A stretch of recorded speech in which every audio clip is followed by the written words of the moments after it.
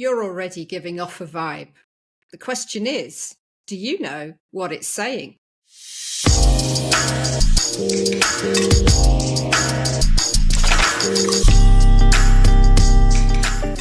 In today's conversation about power, I'm talking to Dr. Jason Delgandio, who's probably the only person on earth with a PhD in vibes. He spent over 30 years studying them. And today we're talking about vibes, about science, and about how vibes help us. Right. Another conversation about power. And today I'm talking to Jason Delgandio, who's going to be talking to us about vibes. Now, we've just been talking about the fact that I'm not entirely sure when this conversation is going to go. And that's exactly my kind of conversation. It's exploring this, finding out what's going to happen. But what I do know is that Jason is going to be able to, you're going to be able to talk about vibes from lots of different angles. So I'm really looking forward to this and exploring this with him. So Jason, welcome. Thank you for being here. And could you give us a bit of introduction? Who are you? Where do you live? What do you do? And then sure.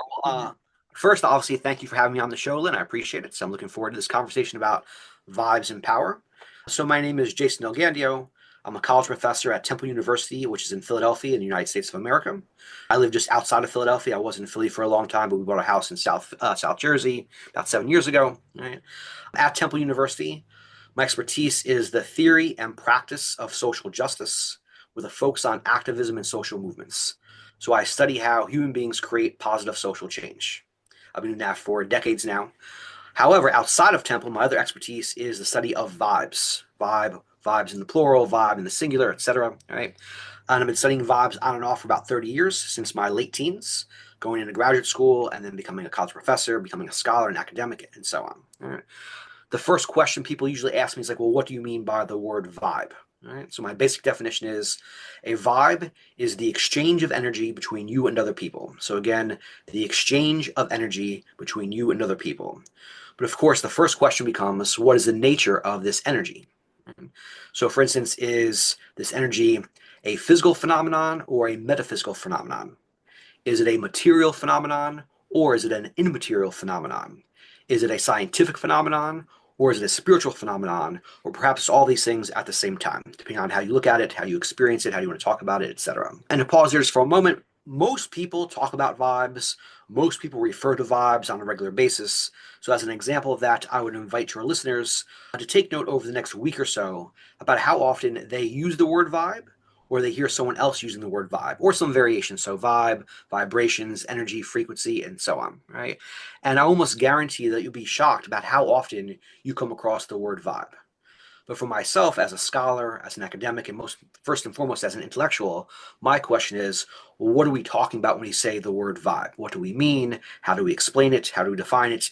And that basic question of like, what is this thing that we're talking about has really driven my own interest in vibes really my entire life. And so that's a brief introduction to who I am and what I study and what I do. Right. So when I think of the word vibe, I think sort of hippies. And then, that was when people started talking about vibes. But I'm guessing that people have been talking about this in different ways for a lot longer. Yes, right. So you are correct, right, in terms of the word vibe is often associated with hippie culture coming out of the 1960s, and then moving forward, we still have hippies today, right? And I have plenty of hippie friends, and I hang out in hippie scenes. But like you suggest, the word is much more extensive and much older than just the 1960s onward, right? So from my own research, most, if not all, societies and cultures around the world have some version of this form. So I know in the United States we say vibe, in Canada they say vibe, in Britain, in Ireland, there are variations about this of this word in Portugal, Spain, Germany, so on and so on and so on. All right. And then in terms of older traditions, we can point to, let's say, ancient Chinese philosophies or ancient Japanese philosophies or philosophies and practices and traditions coming from India. And there's all some version of energy, right? Often understood as the vital life force, right? Which would be the primordial vibration, and which everything from there emerges from that, right? And then different traditions and different societies have kind of their own history of this understanding of energy and vital life force. Now, to pause there for a moment, not everyone that nowadays who uses the word vibe is talking about a vital life force, but it's part of the conversation, right? So when we talk about a vibe, what do we mean, right? Why is vibe talk and vibe terminology so common? And one of the questions I'm interested in is, well, is there some kind of subconscious or unconscious driver that compels us to talk about vibes, even when we're not consciously thinking about vital life force and vital vibrations? Yeah, because even just listening to you explaining this, I'm thinking, well, hang on a minute, we've got what's going on inside us, we've got our reactions to other people and what it does to how we feel. Some people you like to be around and Hmm? they have a good vibe, and then there are people that they're giving you bad vibes, and we know how to we understand what it means. Right. Yeah, but you're absolutely right. So now I'm thinking, yeah, what is it? Yeah. So thank That you for that's the question. That's the question I'm pursuing my entire life. yeah. So when did you first start becoming interested in vibes? I mean, you weren't hanging out in the 60s, with a joint and talking about vibes, man, were you? So when did this start for you? Well, I grew up in a household where the word vibe was commonly used, and we all knew what it meant. No one had to explain to you. Side note to that, though, my father was a hippie back in the 60s. And Right. then my aunt, his sister, who I was very close with, she helped raise me, was also a major hippie. So that there's no doubt that had an influence on my life. There's no doubt about that, right? But then in my late teens, early 20s, I was part of lots of underground scenes, subcultures. So the early New York City rave scene, I was part of various roving fans, like in terms of the Grateful Dead, different kind of bands that have a fan base that would talk about vibes, right? So they would use the word vibe to describe the band, the DJ, the dance floor, the concert, one's personal feeling, all these kinds of things. And really, at the age of 19 or 20, I started to realize that we're all talking about vibes, but no one's defining it. So at a very early age, I took up an intellectual interest in this thing we call the vibe. Then I wrote my first paper on the vibe in a college class on nonverbal communication. Then I went to graduate school and I used my master's thesis and my doctoral dissertation to create my own philosophy of the vibe, referred to as bodily emanation. In other words, the body emanates or radiates an Yeah. actual tangible feeling that other bodies respond to and experience. Okay. So, another way that people might be describing that is auras and things like that. Sure. Yeah. Yeah. It's all Yeah. part of the same conversation. Yes. Yep. Yeah. Yeah. Yep. So, okay. So you're a doctor of vibes. Right. Yep. Yeah. Cool. Cool. Yeah. So, I guess you just based on curiosity, you decided, hey, I want to find out what this is all about. And I mean, that's one of those things about studying, isn't it? You get a chance to really jump into something. We were just talking about that before Yep. we started recording that, I studied German, and one of my central questions when I was studying was, German history in the 30s. How was that possible? Right. 4 years thinking about that in great detail, reading a lot of books, trying to find out. So, these things, I think, those intellectual curiosities, they're telling us also something about what we think is important in life, aren't they? Mm-hmm. Oh, Yeah. 100%. Yeah. Yeah. Yeah. And then just to back up for a second, so my intellectual interest about vibes was really based on the experience of vibes, though, right? So whether I was going to a rave or some kind of underground club or some concerts and having the experience of like ecstasy, like the ecstatic experience, like the classic ecstatic experience, right? Right. Which then pulls you kind of out of your normal everyday mindsets and makes you aware of other things that are happening in the world, right? And so in having those ecstatic experiences, like, oh, what is that? Like that's earth shattering. That moves you in a certain kind of way. And it was the experience first that then led me to understand, like, what did I just experience? How are we talking about this? And what does it all mean? All right. And then from there, I've been obsessed with the same kinds of questions for really almost 30 years now. So Yeah, well, there's a lot of value in good questions, right? sure, of course, yeah. When we think we have all the answers, I think sometimes that's when all the problems start. So are you talking about when you're talking about your experience of vibes, are you talking about, an individual experience, or are you also talking about being with a group of people and being in a sort of joint experience? Well, it would be all of the above. When I was younger, it was really more about the collective experience, right?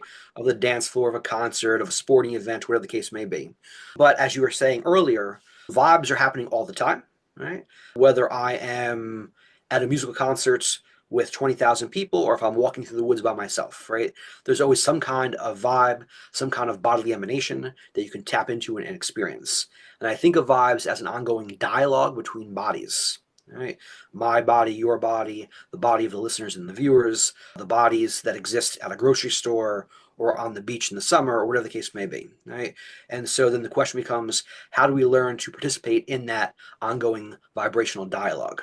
And so then what steps can we take to accentuate that, to highlight that, and to elevate that experience to a conscious way of life? Right. So there's been occasions where I have, been around somebody that I'd never met. And I remember one woman in particular, she gave off such a bad vibe that I thought, whoa, I don't want anything to do with you. It Yeah. was such a strong, whatever it was, Mm-hmm. Mm-hmm. that I thought, no, I'm going to keep away from you because you are trouble. Yeah, You 100%, are sure. trouble. Yeah. So I think we all have those experiences, don't we? The Yes. same as when you meet somebody and you think, oh, I want to get to know you. That's more of a sort of open, positive kind of a vibe. And then there are also people that you think, well, I've got to protect myself from this Sure. person. Yeah. So what do you think is going on then? What from all your research, what do you think is happening? Well, based on kind of the paradigm or philosophy that I have created, and worked out over the years, all right, I would say that every human body is perpetually giving off a vibe. In other words, it's a constant, like it's just always there, right? And then some people have stronger vibes than others. Some people have weaker vibes than others. And then one's core personality is also a vibe, right? And it's Yeah. one thing to encounter someone that's in a bad mood in that moment and they're giving off a bad and awkward vibe. But it's another thing to encounter someone where their core vibe, their core personality is negative, is bad, is not jiving with my vibe, etc. Right? Yeah. So there are different ways to distinguish between good vibes and bad vibes in different layers and levels. And so I think when we encounter somewhere like something's not right here, that's usually something's going on with that person's vibe in terms of their core vibe, not just a moment in their life, right? Now I don't want to say that about everyone, right? But generally speaking, I think that's what's happening there. And I would say that we can learn to better tune ourselves to this vibrational dialogue, and then it can become a form of knowledge, a form of insight, or to segue into your topic here, a form of power, right? Yeah. Yeah. And so learning to cultivate that, though, I think is an important life skill that can be helpful in lots of situations. Yeah. So tell me again, you say so people can have strong vibes and weak vibes. So can you tell me a bit more about that? Because that is intriguing to me. I've recognized it. I mean, some people you can't help but react to in some way, and some people it's like you don't notice them. But what do you think that is? Because we also Um, talk about strong personalities and weak personalities, and sure. yeah, but There's a correlation between those kinds yeah, of terms, right? So, as an example, think of a speaker on stage who has amazing charisma and can hold the entire audience spellbound. yeah, Meanwhile, other speakers have no stage presence whatsoever. Right? And so that would be an example of someone having a very strong vibe and someone having a very weak vibe. Now, if a listener is hearing this and saying, like, well, I want to increase my vibe strength, whatever terminology you want to use, that can be done. In other words, there's always the ability to change your vibe, to increase your vibe, to dial it up, to dial it down, so on and so on and so on. It's basically a skill set that you can learn to achieve in your daily life. Right? And so that's what I mean by a stronger vibe or a weaker vibe. But then also, and we can talk about this in other kinds of ways as well. So I think there's more of a vibe and a stronger vibe as more people gather, right? Which explains the difference between being alone by yourself and yeah, being in a small group, a large group, a large crowd, so on and so on and so on. And there's also a correlation between the number of bodies and the proximity of those bodies. So as bodies become closer and closer, like in terms of physical distance, there's a stronger vibe there, as opposed to a weaker vibe where I'm here in the United States, you're over the Netherlands. I mean, that's a lot of distance between us, right? Having said all of that, there's always a vibe happening, and I pictured in terms of a global vibe where each body gives off a vibe, and there are bodies all across the planet. Therefore, there must be a global vibe, right? And then that global vibe, though, can also be used as an existential guide for your life. In other words, if you can attune yourself to this global vibe, you can use that vibe then to push you and pull you to certain people, away from certain people, into certain experiences and events, away from certain experiences and events, and so on. So it's really about recognizing what's happening inside you. You need that skill, don't you, to be able to recognize Yes. what's happening inside you. I mean, for me, one of the things is literally, do I move towards somebody? Do I move away from somebody? That is it can be a tiny movement, but if I'm aware of that, then I know what my body's trying to tell me about that person. And then the kind of people you want to move towards, being aware of that, and then recognizing them and moving towards more of them. Yes, 100%. Yeah, totally. Yeah. Yeah. Yep. Yeah. I really think, in the West, this is a skill that we have. I don't know what's happened with us, but we've unlearned this. Been told it's not a good idea. It's not intellectual. It's not up here, so it has no value. I remember being in Morocco the first time I was there with my ex-husband, and he was waiting to get some money out of a cash dispenser, and he just turned around. He was facing the cash dispenser, and at a certain point, he just turned around and he yelled at somebody. I thought, what's that?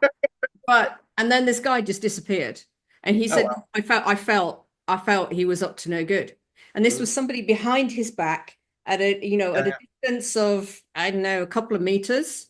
Mhm. He didn't need to see him to be able to feel that this guy was up to no good. Sure. Yeah. I thought, oh, that's interesting. Yeah.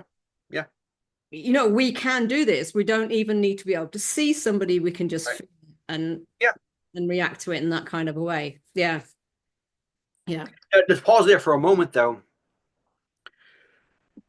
A skilled con artist or a skilled professional liar will learn how to use their vibe to their advantage. So it cuts both ways, right? So if you think of it like an actual professional con artist, they've trained their vibe to match their nonverbal communication, to match what they're saying, right? To match their self-presentation, so they can lie to you and manipulate you, right? And that's where it becomes almost like a form of, martial arts. Like both sides need to develop their skill set relative to vibes to see Yeah. who's going to win that battle of intuition, of knowing, of insight, etc. Yeah. And I think that's maybe why we, without thinking it through, can be quite nervous around people who are very charismatic, because we're aware that people can, you know, present like that when really they're trying to get something else. Sure, 100%. Yeah, yeah.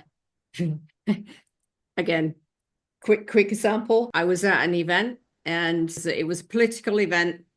A national politician in the Netherlands came in. Everybody stopped moving and focused on him. I thought, how did you do that? It wasn't that he was saying, hi, I'm here, or anything like that. It was just the natural reaction of everybody in the room. They turned around and paid attention, thinking, wow, this is how strong this stuff can be, isn't it? Yeah, yeah, yeah, yeah. Does that mean he's a good person? No, not necessarily. Right. That's a very good point. Right. Yes. Yeah. A strong vibe and being very charismatic does not necessarily translate into being a good human being. They're not the same kind of thing, right? Plenty of dictators throughout history have been horrible human beings and had very strong vibes.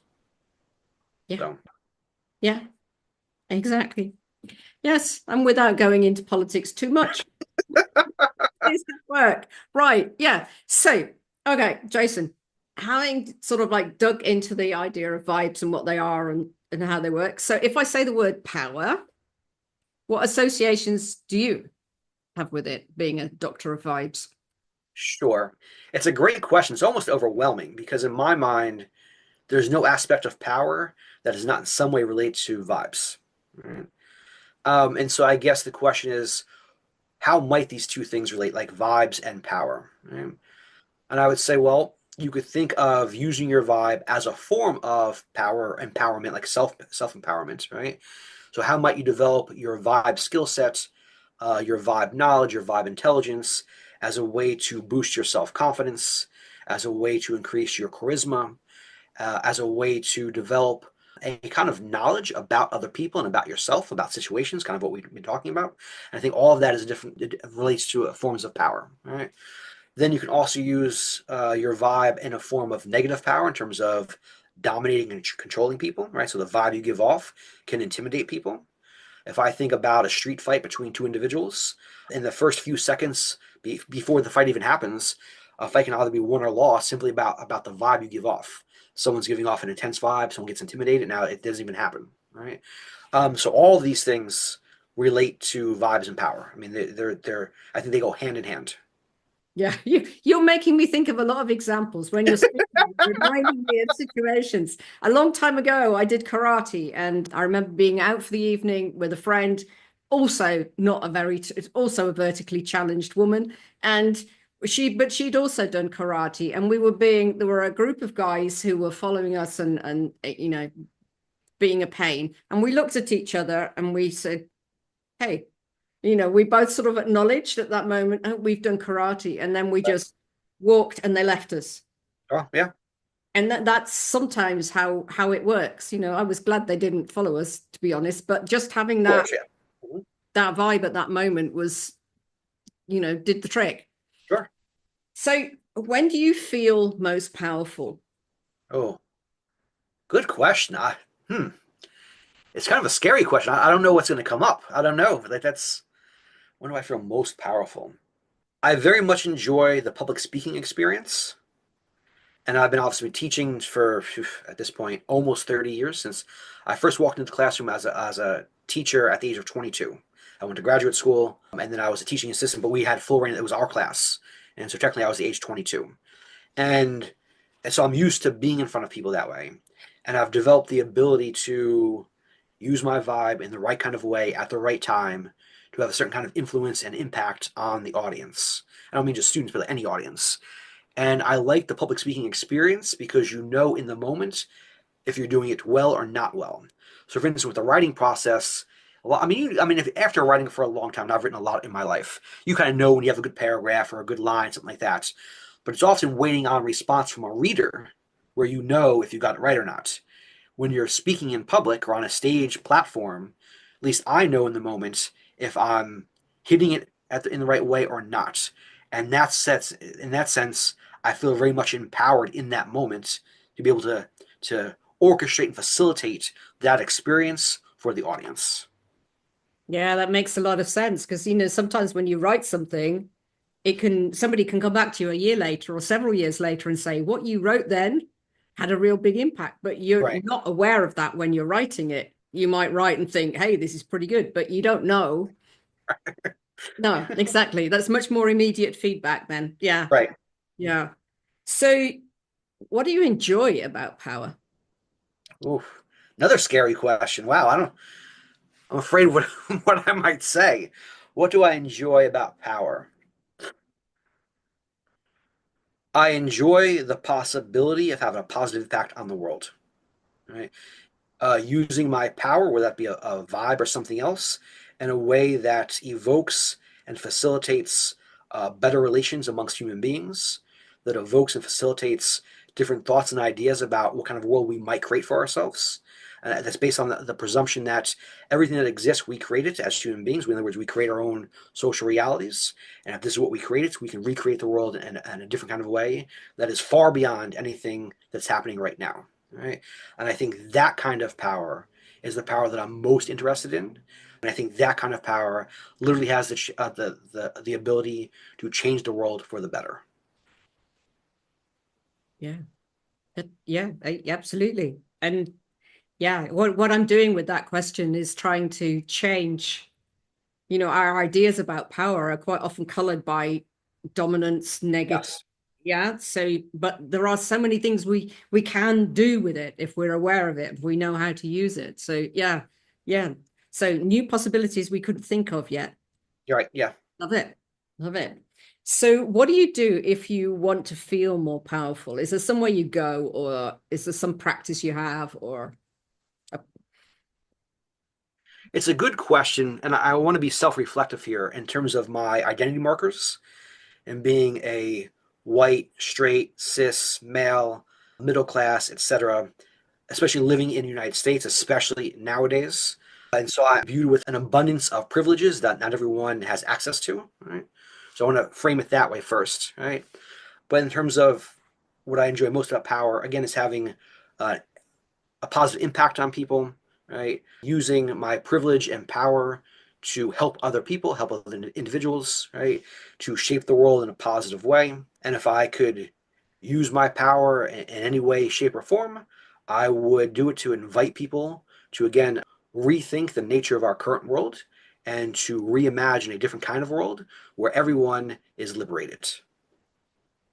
And I mean full liberation, like total liberation, both internally, externally, psychologically, emotionally, socially, politically, and so on. okay. I don't normally do that at this at this stage of the interview, but I am going to ask you, what do you think the world would be like if we were all fully liberated? Well, it's hard to imagine that without some type of spiritual connotation. And when I say that, I don't mean in terms of organized religion or anything like that, right? And I don't even necessarily mean in terms of a higher power or God or anything like that, but in terms of spiritual in the highest sense possible, where you kind of close your eyes and you operate on, again, for lack of better words, faith. And we engage each other from that kind of core humanity as opposed to pre established boxes, pre established notions about how we should live or what we should do. And instead, collectively, we are facilitating a different kind of human species on this planet. Right. So not working from preconceived ideas, but choosing for yourself and allowing other people to choose for themselves as Right. well. Yeah. Right. And just to clarify that as a more, because I know this is very abstract, right? But think of jazz musicians Mhm. and where they play improvisational music with each other, and each person is literally in the moment, right, experiencing what the other person is experiencing, and they're playing off of each other. Now take that kind of example and apply it to all of humanity, and the question then becomes, is it possible for humanity to exist as a jazz improvisational moment, right? And that changes, though, the sense of ethics, the sense of values, the sense of sisterhood and brotherhood, the sense of connection, all those kinds of things. It changes how we exist as a species. Yeah, so in terms of spirituality, you're sort of talking about, the experience of oneness, aren't you? That Yes, everything is all connected and yeah, yeah, yeah. And it's a beautiful thing to, I don't know if you play music yourself. I do not. No, I wish I did, but I do not play music. No. Yeah, but I can remember being in an orchestra when I was a Yep. teenager and experiencing that and the flow that Yep. came from everybody being involved, working with their hearts and minds and bodies to create this piece of music. You could feel it in the air. It Yep. was magical, beautiful. And Yeah. just again, pause there. I want to highlight that. So there's a famous book about flow by the famous psychologist. I forget his name, and the the, notion the, of the, the Czech guy whose name you can't yeah, pronounce. yeah. That's why I'm bypassing on the name. I cannot pronounce the name, Yeah. so I apologize. I cannot pronounce it. But Yeah. then also moments of synchronicity, etc. And we think of these things as very heightened moments that only happen to certain people at certain times. But as the research shows, most human beings have some experience of that at some point in their life, right?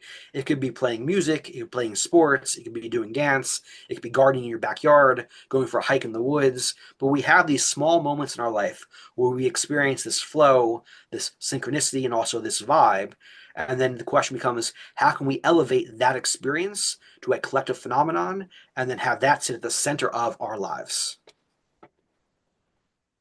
That is a great question. So, and so, Jason, what would you say to business owners who wouldn't describe themselves as powerful or they shy away from power? What would you encourage them to do? One, I would ask them to rethink their understanding of power. So, as you suggested before, power is not just in the negative, it can also be in the positive. It's not just about control over people or dominating people. It's also about being self-empowered, elevating the power of other people, etc. Right? Then from there, though, I would say I would invite them to be their genuine, authentic selves, right, in terms of their business practices, their business visions, etc. And I say that because most of us are attracted to people who are authentic. Someone who is genuinely authentic gives off a certain kind of vibe, a certain kind of energy. We feel that, we can experience that, and then we want to emulate that. Like we that's why it's attractive, right? And if you can do that as a business owner, I think that itself is a form of self-empowerment that can drive your business forward. Yeah, and the information I'm getting about that is that is becoming increasingly a thing, especially with, with younger consumers, millennials, Yeah. Gen Z, what have you. It's becoming much more important that we're as authentic as we possibly can be. Yeah. Sure. Yeah. Yeah. So is there any last thing you'd like us to know? So when we think about vibes, and although we all have a core vibe that we emanate all the time, we also want to think about vibes in terms of habits and practices. And so, if you want to develop your vibe skill set, so to speak, right, then you have to practice that. It's like meditation or mindfulness. It doesn't happen on its own, but rather you make it into a daily habit, and then over time, it becomes easier for you, and you can elevate your vibe in a different kind of way, right? Not just something that's passive and happens on its own, but now you have the power to control your vibe and to emanate the vibe that you so choose. Thank you. Thank you. So thanks for being here, Jason. I really appreciate it. I've got lots of new ideas. You've inspired me to think about things that I haven't thought about for a while or haven't thought about in quite the way that you've been describing them. So thank you for coming and sharing all your knowledge with us today and your insights. It's been a really, really fascinating conversation. Thank you. Thank you. I appreciate it.